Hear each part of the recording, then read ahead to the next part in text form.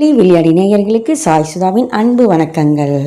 ப்ரோமோவே அதிரதில்ல, அதை தான் இந்த பதிவில் பார்க்க போகிறோம்.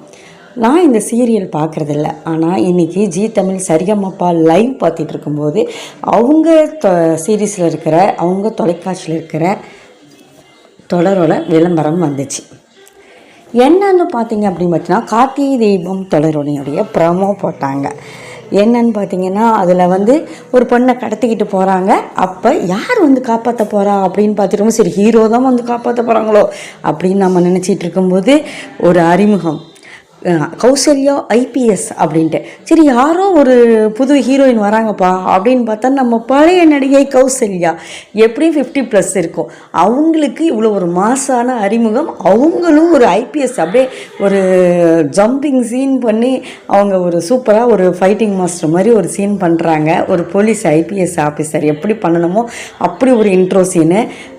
அதுவே இந்த சீரியல் இத்தனை நாள் பார்க்காட்டினா கூட ஒரு இவ்வளோ ஏஜ் நடிகைக்கு இவ்வளோ பெரிய வாய்ப்பு கொடுத்துருக்காங்கப்பா, அவங்களும் இவ்வளோ பெரிய சீன் செஞ்சுருக்காங்கப்பா அப்படின்னு பார்க்குறதுக்கு தூண்டுது.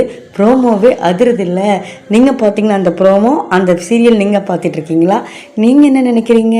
கமெண்ட் பாக்ஸில் சொல்லுங்கள். நன்றி, வணக்கம்.